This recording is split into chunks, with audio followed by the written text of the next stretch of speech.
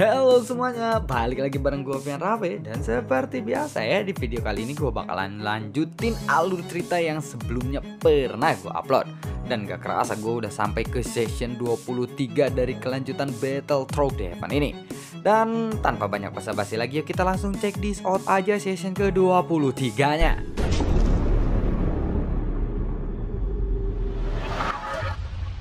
Di episode sebelumnya, Xiayan yang telah menyelesaikan pelatihannya, saat ini Xiayan pun berjalan keluar kamarnya. Dan tidak terasa, lebih dari 10 tahun telah berlalu semenjak Xiayan berlatih. Pepergian melalui lautan Void yang begitu luas seperti ini tentu saja akan memakan waktu. Jadi kebanyakan orang memilih untuk berlatih dalam jangka waktu yang lama ini. Saat Xiayan melangkah keluar dari kamarnya, ada sinar matahari yang hangat menyinari tubuhnya. Tentu saja ini membuatnya merasa sangat nyaman jika dibandingkan dengan suhu dingin ketika Xiayan berada di lautan Void. Ratusan kapal pun lalu merapat. Saat ini, Xiayan melihat sekelilingnya. Xiayan lalu melihat kota besar yang penuh dengan barang-barang antik dan mewah. Suara bising dari dalam kota pun terdengar ke telinga Xiayan. Tidak lama kemudian sang permaisuri lalu berdiri di udara. Dan seluruh kota pun langsung bersorak-sorai. Ini menunjukkan betapa populernya sang permaisuri ini. Adapun Xiayan, dia tidak meninggalkan kapal Intrepidnya untuk sementara waktu. Dan pada saat ini, sang permaisuri lalu perlahan menoleh ke arah Xiayan dan melambaikan tangannya seolah dia memanggil Xiayan. Namun, Xiayan lalu tertegun sejenak. Tapi ya, dia mengerti apa yang ingin dilakukan permaisuri kepadanya. Kemudian Xiayan pun lalu menggelengkan kepalanya. Namun tetap saja, dia tidak akan bisa menolak permintaan permaisuri ini. Karena tiba-tiba ada kekuatan hisap yang langsung menarik Xiayan secara paksa ke arahnya. Xiayan pun langsung mendekati permaisuri. Dan permaisuri benar-benar meraih lengan Xiayan atau menjabat tangannya di depan semua orang yang ada di kota itu.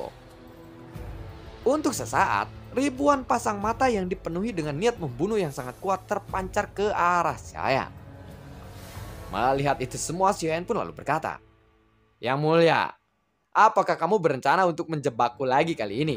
Sepertinya saat ini mereka semua ingin membunuhku," ucap dari Xiayan. "Sepertinya mereka memang terlalu mengagumiku. Hanya kamu saja pria yang masih keras kepala.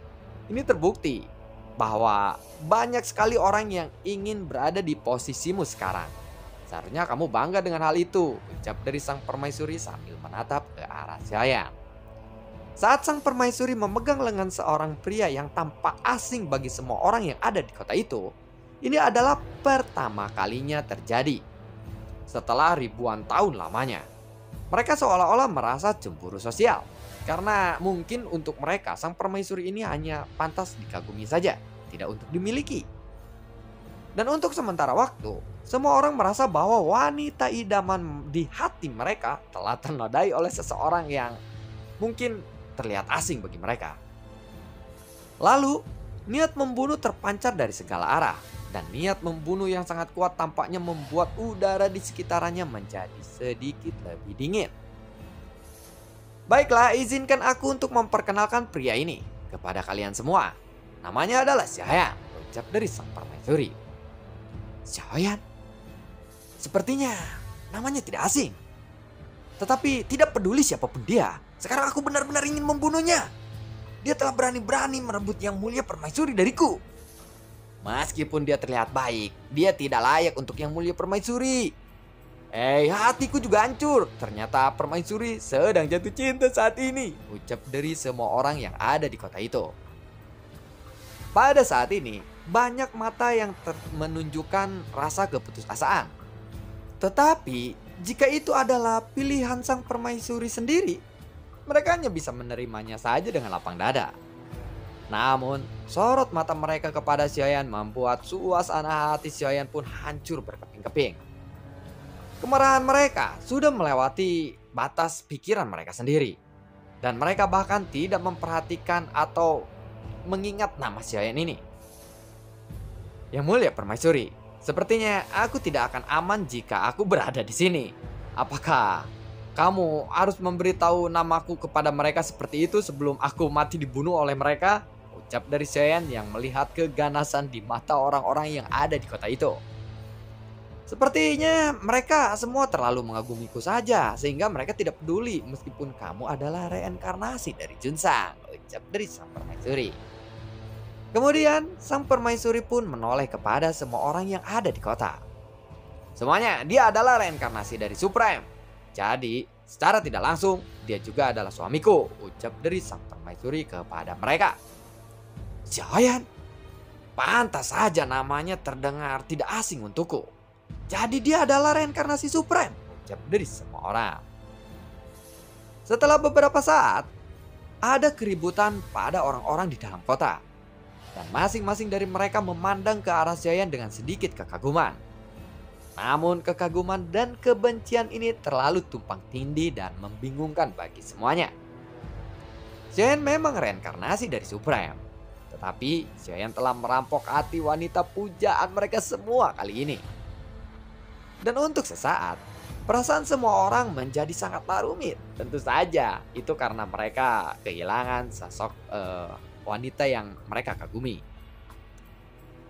Permisi yang mulia, aku yakin sepertinya mereka akan segera membunuhku kali ini, ucap dari Xiaoyan sambil melesat pergi dari sana. Melihat itu, permaisuri pun hanya tersenyum saja. Semua orang itu belum mengenalmu saja. Ayo kita pergi ke sana. Mereka pasti akan menerimamu secara perlahan, ucap dari sang permaisuri sambil menarik Xiaoyan dan terbang ke sisi yang jauh yang ada di kota itu. Di langit di atas kota yang agung ini, ada sebuah istana yang indah. Dan istana ini terlihat tidak asing bagi Xiaoyan karena ini memang adalah kuil kuno. Di bawah tatapan banyak mata yang penuh dengan niat membunuh kepada Xiaoyan, Xiaoyan dan permaisuri pun pergi menuju pusat istana itu. Pada saat ini, entah sudah berapa banyak desahan dan penyesalan yang terdengar dari orang-orang di dalam kota itu. Xiaoyan pun benar-benar merasa bersalah akan hal ini. Seolah-olah orang itu sudah pada putus asa. Ya mungkin seperti itulah desahannya. Sang permaisuri ternyata memiliki kekasih impian. Atau di hati semua orang, permaisuri ini sangatlah spesial. Dan kemunculan Xiaoyan ini mematahkan semua impian mereka. Jadi seolah-olah mereka benar-benar kehilangan sesuatu yang paling berharga di kota ini. Pada saat ini, entah berapa banyak orang-orang yang meminum minuman keras akibat melihat adegan barusan. Mereka semuanya pada mabok. Dan dilihat dari mata mereka semuanya bahwa mereka tampaknya telah kehilangan cinta dunia ini. Sementara itu di dalam istana kuil kuno, Xiaoyan datang ke aula pertama. Dan permaisuri selalu tersenyum saat ini seolah-olah dia memang merasa bahagia. Sekarang kami harus memanggilmu apa? Saudara ke-9 atau Supreme? Tanya dari Feng Yu kepada Xiaoyan. Supreme adalah nama dari kehidupanku sebelumnya. Dan sekarang namaku adalah Xiaoyan. Jadi kalian semua adalah saudara-saudaraku. Aku belum layak untuk menjadi Supreme, jawab dari Xiaoyan. Rancang lalu datang dan menepuk bahu Xiaoyan. Saat melihat Rancang, Xiaoyan pun tersenyum. Di antara saudara-saudaranya di kuil kuno, Rancang yang paling berjasa bagi Xiaoyan ini. Karena dia hampir mengorbankan hidupnya untuk Xiaoyan ketika di kompetisi di alam 1000 dunia. Dan Xiaoyan pun sangat berterima kasih kepada Rancang. Tentu saja, saudara-saudara yang lainnya juga membantu Xiaoyan saat itu. Xiaoyan, bagaimana kalau kita pergi minum-minum? Ucap dari Rancang. Mendengar itu, Xiaoyan pun lalu mengangguk. Ya, itu ide bagus. Hari ini aku pasti akan membuatmu mabuk berat, ucap dari Rancang. Xiaoyan awalnya memiliki beberapa pertanyaan yang ingin ditanyakan kepada Rancang. Namun saat ini dia juga sedang tidak terburu-buru.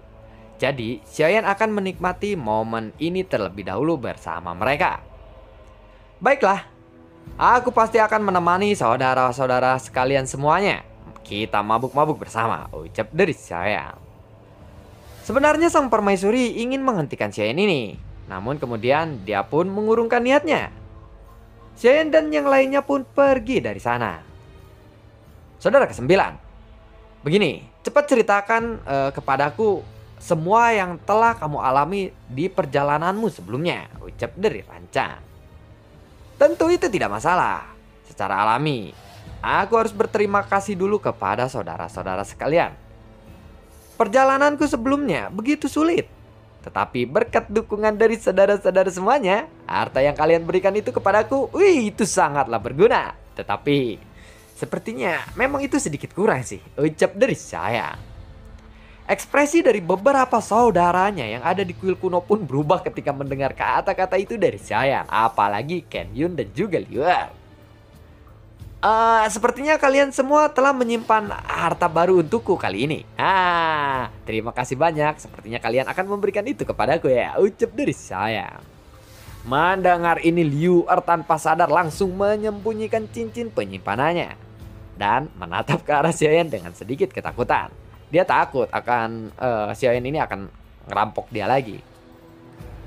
Tentu saja kali ini aku juga menyiapkan beberapa hadiah untuk saudara-saudara semuanya, ucap dari Xiaoyan lagi. Ternyata Xiaoyan ini membawa mungkin beberapa hadiah dari perjalanannya. Mereka semua langsung melirik ke arah Xiaoyan dengan rasa ingin tahu yang sangat besar. Xiaoyan pun lalu tersenyum dan duduk di ruangan itu sambil minum-minum dan mengobrol dengan beberapa saudaranya yang ada di kuil kuno. Mereka juga makan makanan yang sangat banyak. Xiaoyan begitu menikmati momen hari ini. Xiaoyan tertawa dengan sangat bahagia. Xiaoqi, Longyan yang selalu ada di sisi Xiaoyan saat ini menemani Xiaoyan. Sementara itu, Ding Yue dan juga Xie Jinghui entah menghilang kemana ketika mereka tiba di kuil kuno ini. Lagi pula, mereka telah tinggal lama di kuil ini. Tentu saja, tempat ini sudah seperti rumah sendiri bagi mereka. Entah sudah berapa lama waktu yang telah berlalu. Ruangan ini sudah dipenuhi dengan botol anggur yang kosong. Lengan Rancang pun lalu terurai di bahu Xiaoyan. Rasa mabuknya sudah penuh di dalam kepalanya saat ini atau sudah mabuk berat. Xiaoyan juga sudah merasa sangat pusing. Saudara kesembilan. Aku ingin mengacungkan jempol untukmu, ucap dari Rancang. Hei, apakah kamu ingin memujiku kali ini? Tanya dari Xiaoyan yang sedang mabuk berat juga. Ya, karena semua istri-istrimu itu terlihat sangat cantik, ucap dari Rancang. Xiaoqi yang ada di samping Xiaoyan pun lalu tersipu mendengar kata-kata itu. Ya, memang cantik-cantik sih. Tapi ada satu yang terlihat rata, ucap dari Rancang lagi. Mendengar itu, Xiaoyan pun langsung melirik Xiaoqi dengan sangat curiga. Di antara istri-istri Xiaoyan ini, Xiaoqi lah yang paling lembut.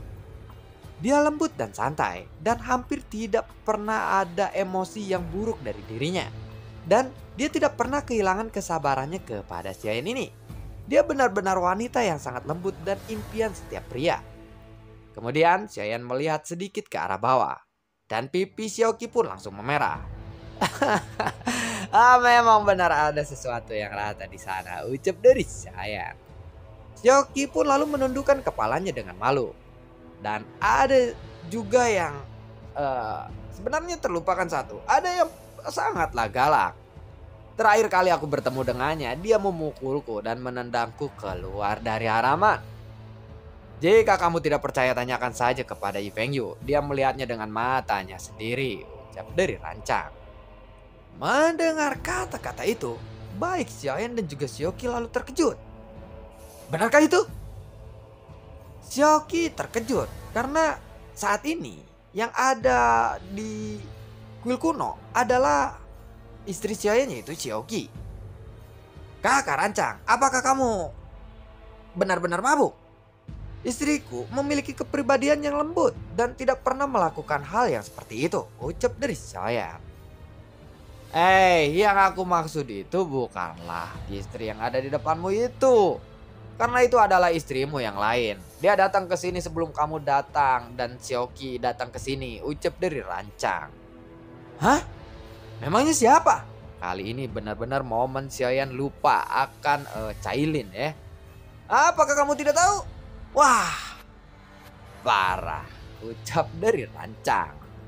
Xiaoyan merenung sejenak dan kemudian teringat bahwa Cailin dan juga King Lin telah dibawa pergi dari dunia kaisar menuju ke kuil kuno dalam waktu yang lama.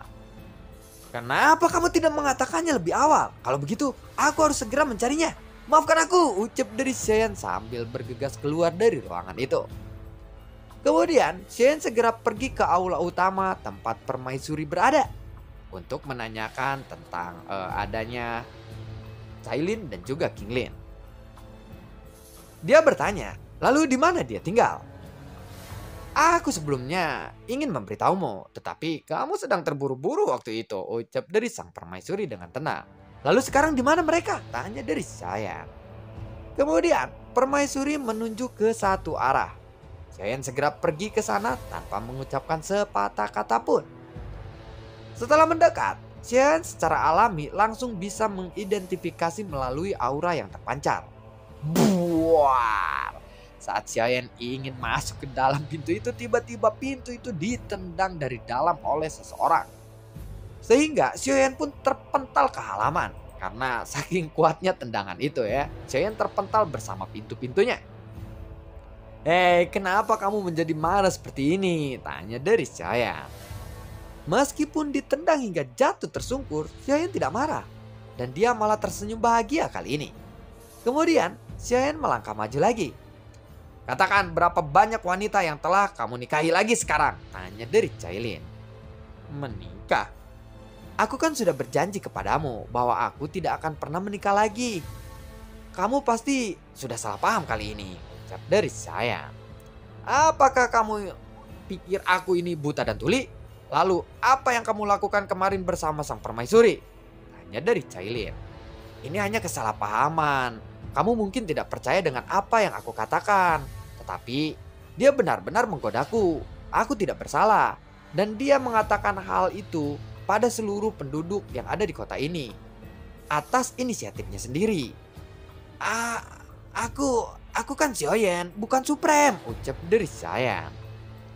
Kakak Cailin. Suamimu ini benar-benar belum menikah lagi, ucap dari Xiaoqi yang ada di sana. Ternyata Xiaoqi mengikuti Xiaoyan ya. Setelah mendengar apa yang dikatakan oleh Xiaoqi, emosi Cailin pun sedikit mereda. Kemudian Cailin pun menatap Xiaoyan dengan senyumannya masam. Lalu dia berbalik dan berjalan ke halaman. Kalau begitu, sebaiknya kamu memberi aku penjelasan. Kenapa permaisuri bisa memanggilmu dengan sebutan suami? Xiaoqi, itu lebih lemah dariku. Kamu bisa saja berbohong kepadanya. Tetapi awas aja jika kamu berani berbohong kepadaku, ucap dari Cailin. Xiaoyan segera mendekati Cailin. Dan Xiaoyan memberitahu Cailin tentang semuanya. Istri Junsang? Jadi kamu adalah reinkarnasi dari Junsang. Maka dia secara tidak langsung adalah suamimu, begitukah? Ucap dari Cailin. Ini kayaknya kebalik. Jadi seharusnya, dia itu istri Junsang. Jadi secara tidak langsung kamu adalah Junsang dan kamu adalah suami dari permaisuri gitu. Setelah Xiaoyan menjelaskan semuanya, kemarahan di mata Cailin pun langsung berangsur-angsur mereda. Setelah Supreme meninggal, aku tidak punya kewajiban untuk mengganti posisinya sebagai suami permaisuri, bukan? Aku hanya menghormati permaisuri saja. Tetapi aku tidak punya perasaan apapun kepadanya.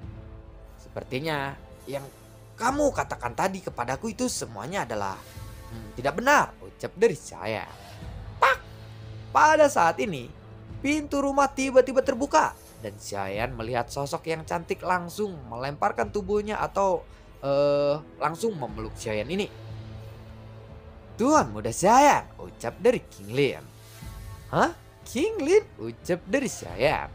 Dia merasa sentuhan yang lembut yang tidak terbayangkan di dada Xiaoyan saat ini. Xiaoyan merasa sedikit terkejut karena King Lin benar-benar terlihat lebih cantik. Penampilannya ini telah mengalami perubahan yang sangat mengejutkan bagi Xiaoyan. Tentu saja perubahan besar ini berawal ya dari sesuatu yang menonjol di bagian itu atau sudah tumbuh besar ya. King Lin, kamu sudah dewasa ya, ucap dari Xiaoyan. Xiaoyan lalu menatap ke arah King Lin dengan tatapan yang mungkin sedikit agak mesum ya. Setelah Xiaoyan mengatakan ini, King Lin secara alami memahami arti kata-kata Xiaoyan ini. Wajahnya menunjukkan rasa malu. Tapi senyumannya seperti bunga yang mekar. Dan dia tidak bisa menyembunyikan kegembiraan dan kebahagiaan di hatinya saat ini. Lalu, siapa yang membuat pakaian ini? Kualitas pakaian ini yang kamu kenakan sangatlah bagus. Kakak Cailin lah yang membantuku memilihkan pakaian ini. Apakah Tuan Muda Xiaoyan berpikir bahwa aku benar-benar cantik kali ini? Tanya dari King Lin. Ya, kamu sangatlah cantik. Hari ini benar-benar hari yang baik untukku. Ucap dari Xiaoyan. Dan lalu bagaimanakah kelanjutan ceritanya? Oh, mungkin di episode berikutnya itu bakal ada adegan 1 versus 3 ya. Yang udah ditunggu. Ya, sampai ketemu lagi di video gue berikutnya, dan semoga sehat selalu untuk kalian. Dan gue juga tidak lupa untuk selalu ucapin terima kasih banyak buat kalian yang sudah mendukung channel ini dari dulu hingga saat ini. Dan gue selalu ucapin terima kasih banyak buat kalian yang sudah mensupport channel ini lewat link Saweria di bawah kolom deskripsi. Sampai ketemu lagi di video gue berikutnya, dan semoga sehat selalu untuk kalian. Assalamualaikum dan sampai jumpa. Dadah.